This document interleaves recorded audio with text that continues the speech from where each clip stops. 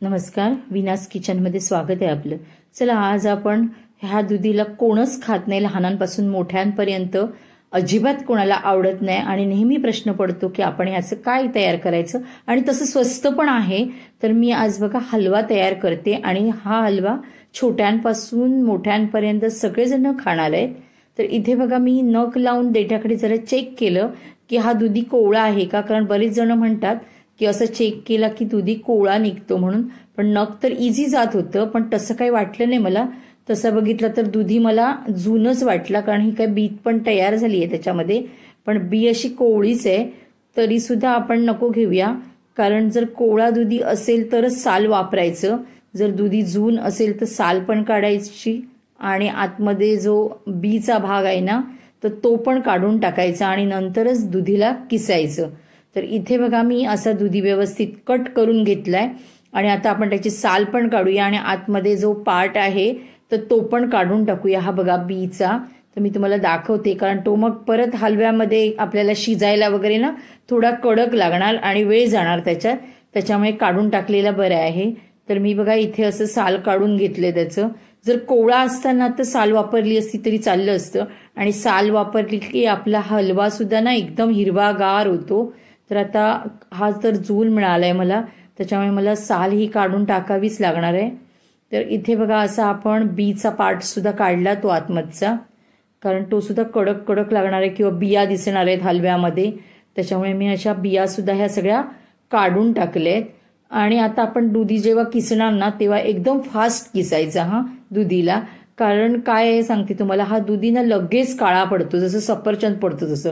पण सफरचंद तरी किमान अर्धा एक तास जातो आणि त्यानंतर काळं पडतं, पण हा ना किसता किसताच काळा पडतोय बघा, थोडासा साईडने काळपट व्हायला लागलाय. तर मग मी ह्याला ना पटापट किसून घेतलं. इथे 3 चमचे मी तूप टाकलं आणि पहिलं दुधीला पॅनमध्ये टाकला, जेणेकरून तो काळा पडू नये म्हणून. त्याच्यामुळे मला तूप इथे तुम्हाला दाखवायला मिळालं नाही, मी पटकन तूप टाकलं आणि पहिलं दुधी तुपात उचलून टाकला. तर बघा बरेच जणांना ह्या दुधीतलं पाणी पिळून घेतात आणि मग नुसतं किस घेतात, पण मी असं केलं नाही. मी तुपात टाकलं आणि थोडंसं पाणी असं त्याचं आटून घेतलं, असं नुसताच परतला आणि थोडं पाणी कमी केलं त्याचं.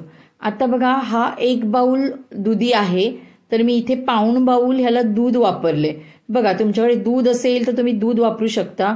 तुमच्याकडे दुधाची साई असेल तर मग नुसती दुधाची साई 2-3 दिवसाची साचलेली असली आणि ती वापरला तरी चालेल. आणि जर तुमच्याकडे मावा किंवा खवा असेल तर तो वापरला तरी सुद्धा चालेल. जे काय आपल्याकडे असेल ना ते तुम्ही वापरा, ह्याच्यामध्ये चालते. असं काही नाहीये की हेच पाहिजे आणि तेच पाहिजे, जे आहे ते. दूध असेल तर दूध वापरा, समजा मावा असेल तर मावा वापरा, साई असेल 2-3 दिवसाची साचलेली तर ती वापरली तरी चालेल. आणि माझा नेहमी प्रयत्न हाच असतो की जेव्हा पण कोणी बघितलं असं की एखाद्या आपली रेसिपी, तर गरिबाला सुद्धा वाटलं पाहिजे की ती आपण करून खावी. कारण जर नुसतं दूध सगळ्यांच्या घरात असतं, तूप दही तर बनवतो आपण, तूप पण असतं, तर हे 3 वस्तू आणि थोडीशी साखर टाकली तरी दुधीचा हलवा बनू शकतो. त्याच्यामुळे कोणी सर्वसामान्य माणूस सुद्धा खाऊ शकतो. बाकी सगळं आपण टाकतो ते आपल्या मर्जीने टाकतो. तर मी सगळ्यांना सांगेन की प्रत्येकाने घरी बनवा, म्हणजे असं कधी वाटतं कामा नये की एवढे पदार्थ नाहीयेत तर मग हलवा कसा बनणार, असं होऊ नये. तर मी इथे बघा थोडासा फूड कलर टाकलाय, ऑप्शनल आहे, तुम्हाला पाहिजे असेल तर तुम्ही टाकू शकता, नसेल तर नाही टाकला तरी चालेल. आणि ह्याच्यात बघा मी पाऊण बाऊल दूध वापरलं आणि थोडं 10 काय 20 रुपयाला हे पॅकेट मिळतं दूध पावडरचं, तर ते 1 टाकलंय मी, कारण आपल्याकडे खवा मावा नव्हता म्हणून मी ते टाकले. पण मी तुम्हाला सांगितलं हे असंच की नुसतं दूध असेल तर दुधात केलात तरी चालेल, नुसती साई असेल साईमध्ये हलवा बनवलात तरी सुद्धा चालेल. हे माझ्या घरी होतं ते मी टाकले त्याच्यामध्ये. इथे बघा आपण चवीपुरती वेलची टाकलीये, थोडीशी चवीपुरतीने वासासाठी थोडीशी वेलची टाकलीये. आणि इथे अर्धा बाऊल मी साखर टाकलीये बघा.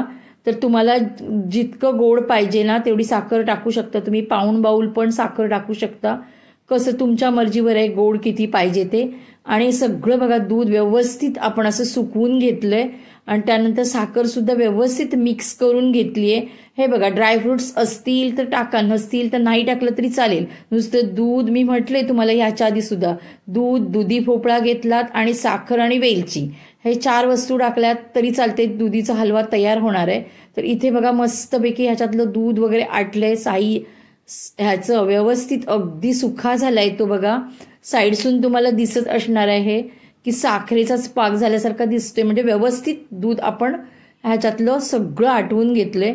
आता मी ड्रायफ्रुट्स होते माझ्या घरी म्हणून मी ते व्यवस्थित असे तुपामध्ये तळून घेतले आणि ते टाकलेत. असतील तर तुम्ही टाका, नाही नसतील तर नाही टाकले चालतील. आणि असा मस्तपैकी इथे असा आपला दुधीचा हलवा तयार झालेला आहे.